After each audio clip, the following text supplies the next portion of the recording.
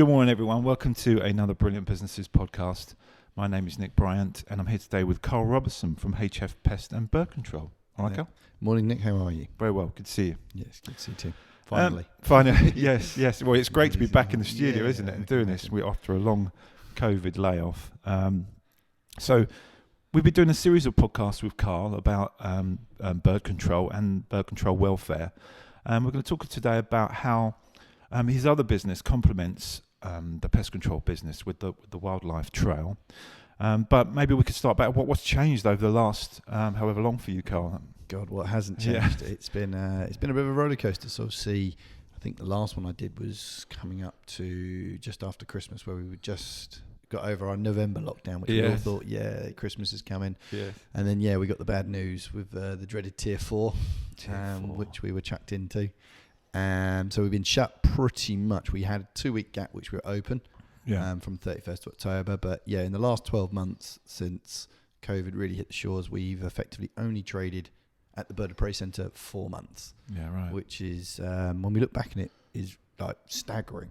And we've been lucky. I'm a very big supporter of the government and the way in which they've helped us. And I know other people would have different opinions on that, but they've been fantastic. What's changed in that realm, though, it's obviously took us back and worked out what really we want to hone our product and what we really want to stress around. And the main thing is the concentration always comes back to showcasing animal welfare, animal education. That really goes across both businesses, though. So we're using Willows as more of a vessel to promote that and to use that to promote to schools, to children, really get them involved in not just birds of prey. We've really embraced that the trail is becoming a wildlife trail.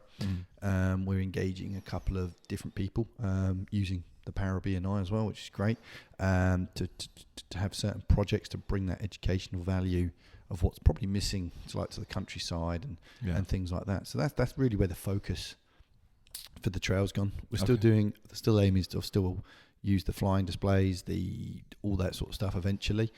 But the real focus is honing in on that education to animal welfare, how we can look after the animals around us and what their impact of disappearing could be. Yeah, right.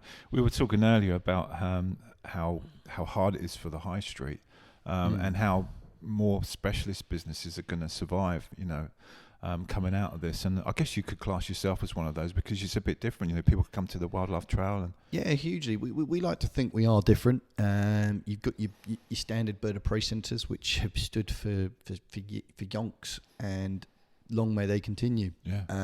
We want to bring a little bit different. The term that my father and I came up with years and years ago when we first started doing this was funutainment or fudgetainment or something along that line, or edutainment. Edutainment, I think was one. And it was really, we are enthralled, the two of us, with the American style shows. So if you go to Disney World or you go to Sea World, which, different opinions there, I won't go too far down that road. Sure. But they are like small West End shows in a 20-minute thing. So you learn a hell of a lot, but they do allow these animals to inhibit natural behaviours, which is great. And we wanted to bring that to the UK, and that's kind of what our style is. So we're not here's a Harris hawk and it's flying around. We want to bring the audience into that environment and really get them engaged. So they go away saying they've learnt something, but also they just had a good time.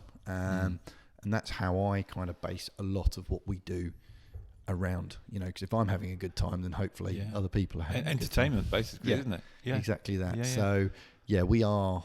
I like to think we are different from our other competitors, which are obviously why people come to us. It's incredible to see the bookings flying through the door. Excellent. It was really, really humbling. Literally, we've been open since Monday, and we've sold out every day. So Excellent. It's really humbling.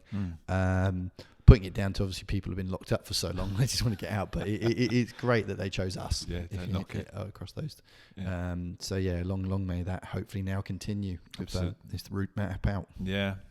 So when we spoke last time, you told us a bit about how you got into the business, and you grew up with your father and him showing you what all about. But how does one become a bird controller? What do you got to do? So this is the question we're delving into massively across the two businesses in the background. So obviously we run the businesses, but the term legacy is probably more renowned to what I'd like to achieve, and the legacy would be to have fully trained, competent, certificated bird controllers operating every single day, right. Not just within my company, within other companies as well. And we've had several meetings through lockdown with various larger companies that I work in partnership with and the training providers, and that is the route map to that is looking really, really positive. So what I would like to see is two things. One is the route to us is someone who's got a keen interest in animals. So someone wakes up and goes, I've always wanted to work with animals. Now, pest control, bird control, 9 times out of 10 isn't someone's first choice in career. No. We get a lot of we get a lot of trades that want to change. They're fed up with crawling under kitchen cabinets and all that sort of stuff, So it's usually a second trade, which is probably why it's gone under the radar for so long. So keen interest in animals, that's the first question. Yeah. Then it comes down to, are you doing it because you want to do a job, or are you coming to us because you want to fly birds of prey as well? Once we distinguish that, we can obviously filter their training to that. Now, the candidates we're really looking for is people that, really love animals, and they just want to fly birds. They love that sort of feel, and they want to understand bird control and bird management and all those sorts of things that we do on a whole. And also it comes down to the pest management as well. And it's a weird concept, and when we go through that interview process, it's asking questions like, well, do you love animals? And then, as a pest control, if you think the perfect people is, I want to kill that rat, or do this, and you want to do that. And that's not what we're looking for, because I'm actually looking for outside the box thinkers. Okay. So that the killing is that last resort, because I'm not going to beat around the bush. Pest and bird control, sometimes we have to take those measures to obviously preserve that public health and safety. But I would prefer to give that animal the best chance possible to be in its natural environment. Then obviously have to kill it because it's somewhere that no one wants it to be. So that's a really important question. And you can go, you can take this anyway. You don't want the serial killer type person sitting quietly in the corner, do you know what I mean, at school, which you're worried about. That's the type of person we're not looking for. Sure. What we're looking for, someone who's enthusiastic and wants to work with animals all the time, and that's a really good solid basis. Then we put them through a vigorous training routine. Usually takes around about 2 weeks to get someone from someone who's never held a bird to probably competent enough to go and operate out on a site. And within that process, we train them within what's called the Raptor Awards. Now, the Raptor Awards is a simple certification process. It's the only one out there at the moment, and that allows birds of prey to be handled in a safe and nurturing environment. Right. We teach them legislation. We teach them basic animal care, travelling, what they need to worry about when they're out on the road. If it's a boiling hot day, don't leave the bird in the van. It's those simple things that you have to educate through that process, because otherwise sometimes people don't actually want to know what's going on. They just put the head in the sand and go, right, my day's over, off I go. We're not looking for that. What makes it easier is obviously we can house those guys' birds at the centre. So we can take that little bit of, oh my God, I'm going to get a bird in 14 days' time, I've got to look after it. We can take that pressure off someone and then allow them to just concentrate on flying the bird and completing their job, which obviously, when you've gone from nothing to having a bird of prey, it can be a daunting process. Absolutely, yeah. So once the 14 days training process goes on, they would be a certified bird controller. Can't use the word falconer. Falconer is in a different terminology. Right. Bird control, and with the bird control, we would then allow them to start shadowing people on site and learning the ropes out on the road. And then following that, they get various different training courses within the industry. So they learn how to do proofing. They learn how to effectively control rodents.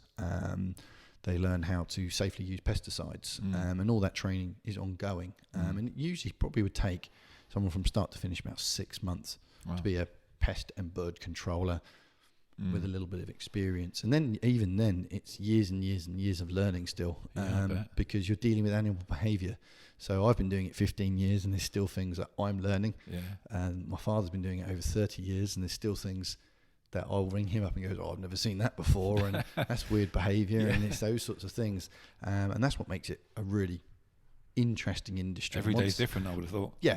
It really bites you, and you want to solve those problems because, and if you have that great mindset of, right, how do we stop this from happening, rather than, right, let's just kill everything that moves. Yeah. It can be quite rewarding. Yeah. So, and the different places that you go to, different sites you go to. Well, putting that aside, how far do you go?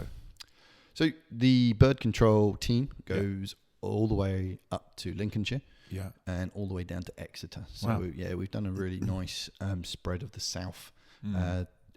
Anything outside of that, I've got very good working partnerships with various other companies. So if a customer wants to come through myself, I can offer that service via third parties. Right.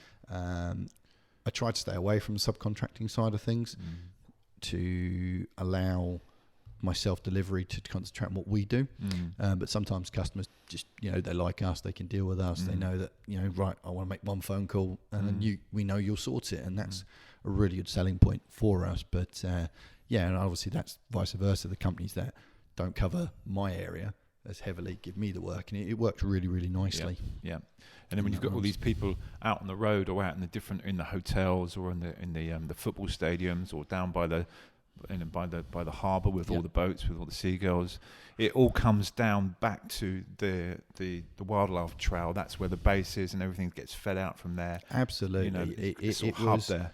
It was one of those, and it was part of the reason I've got massively involved behind the scenes, because for many, many years it would be, and my dad would back this up actually, was Willows was against HF. It was two businesses, and I never understood why we had, in my eyes, I love pest control, I love bird control. Don't get me wrong, I love flying birds of prey, but the visitor attraction was 7 days a week, and it was this and it was that, and it was a long old slog. And when we started it, we'd just done a really long slog getting the bird control up and running. So we were, in my eyes, like, why are we diverting our money into a project that I could never really see coming to the forefront? And obviously I trust my dad, and that's where we are now. And I'm glad we did, and I'm glad we followed his vision right the way through, because without Willows, the future of the bird control is very limited. Absolutely, yeah. With Willows in the background, and what Willows can offer and what Willows does,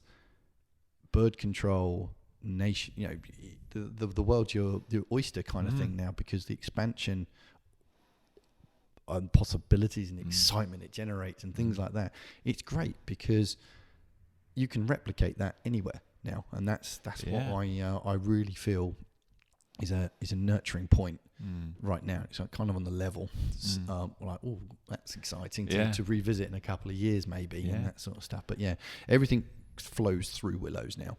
It's where the office is based, it's where the birds live, the staff look after the birds go out on site, perform fantastically well now. And what it generates is exactly like I said, that technician only has to worry about doing his job. Because the birds have got home. He hasn't got to worry if he wants to go away for the weekend. He can do that because the bird's looked after. If he wants to go on holiday, the bird's looked after. And that's also relative to the guys who have their own birds, because we provide that, holiday hotel for them, for their own birds. So we have those spaces available. The birds come on a little holiday with us. They've got 24/7 care. They're fed daily, and they're looked after mainly by people that understand. And a big sticking point with most people, and most falconers could probably back me up on this, most falconers don't have holidays, or their holidays involve their birds. Yeah, right. Because it's their passion. But sometimes it's nice to get away, but of course, you're leaving your bird in a environment which, say, maybe you've got a family member that lives close by, or a really good friend or something like that, but all they're doing is turning up and throwing chicks or food into that into their aviaries, which, you know, you can come back from holiday and you've got someone who's looked after your bird that doesn't understand anything. You then need to go back to work on the Monday, for example, or just to fly your bird. And it's actually carrying in a corner because something's wrong with it. And the person who's looked after it has no idea what it's looking for or those sorts of signs. So it really benefits that they've got that support network as well, to allow them to have a normal employment, as it were. And that's really important because a lot of bird of prey enthusiasts are not normal people. You know, it comes with the territory. We're very strange. You know, you go out in muddy fields and crash through bushes and stuff like that. So to a normal person, I guess it would be looking strange. But having that release, that you can just get away from it for a couple of weeks and have that mindset that my bird's going to be okay. It's a real big impact. It's a really clever business model, actually. I can see how it really, when you talk about it more and more, I can see how obvious it is. And I think the best businesses are obvious. And I think going back to the beginning of what we were talking about, which is the welfare of the birds, if they've got a nice environment in their home, you know, not like when their owner's going on holiday and they're in a corner, like you say, they're going to perform better as well and do a better job for you, which of course, you know, creates more revenue and everyone's happy. Absolutely, and that's it, you know, and we've done this process now, and that's really what's adapted over the 12 months. We've really changed the way in which we bring staff in. Yeah. And we really have honed in on what those staff can achieve. And it's really benefited us backwards, which is the same thing. So creating that culture between the two businesses has actually created this fantastic harmony, which has allowed us to thrive in a period where, I can safely say I'm lucky it's only just gone up, you know, and I'm excited to see where the next 12 months would take us, because hopefully we're going to be open full time. We've never had that opportunity in the period, and that possibility is now endless. It's great. It's really exciting. Can we talk a little bit about pricing? Is it? We haven't spoken I mean, about obviously, I'm not going to give out too much because it's really probably bespoke depending on the venue. Yeah. What I try to stay away from is what really gets me. Stuff. The way in which I do business, I learn from the people that supply me work, and I take out the negative that I moan about them in the way that I deliver direct to customers. And the biggest thing is I will never sell a site without looking at it. Yeah. Purely because you can't take what people are saying until you see it. Yeah.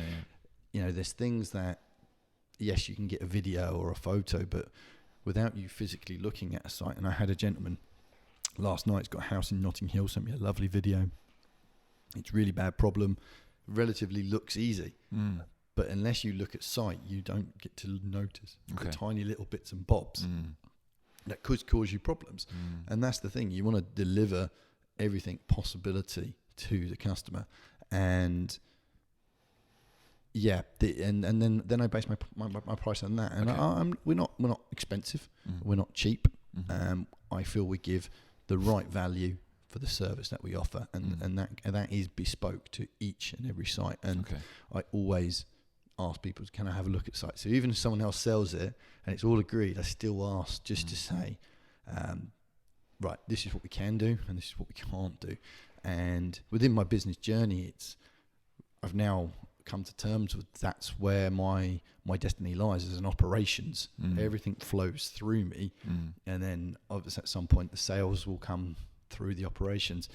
And it's various different people have told me over time, it's actually the operations is so much more important than the sales, because the sales will tell you everything you want, but the operations will tell you actually this is what you're going to get. And I think that's really key when you're dealing with larger projects and larger businesses. Salesman will get me through the door, but I'll actually be able to tell the customer, I can do that, but it's going to be this way and not this way. It's important not to over or under promise, isn't it? Really well, exactly important. That, and that's what, working with different companies really, really, and they do really, and this is not a dig at anyone. This is just saying, I do it day in, day out. So my knowledge is I've come across this problem, whereas normal surveyors, pest surveyors, or anything like that, don't come across these problems. They don't, because they're not flying birds of prey in different areas, and they've not tried stupid things and look back at it and go, Jesus Christ, why did I do that? Absolutely. And you know, we can do the best environment for the staff to be happy, which is, again, that's the main thing. So once I've seen a site, I can say, this is a flyable site, this is not a flyable site. Yeah. You know, I went and looked at a site in North London on Tuesday and turned up on site, walked around, relatively easy site.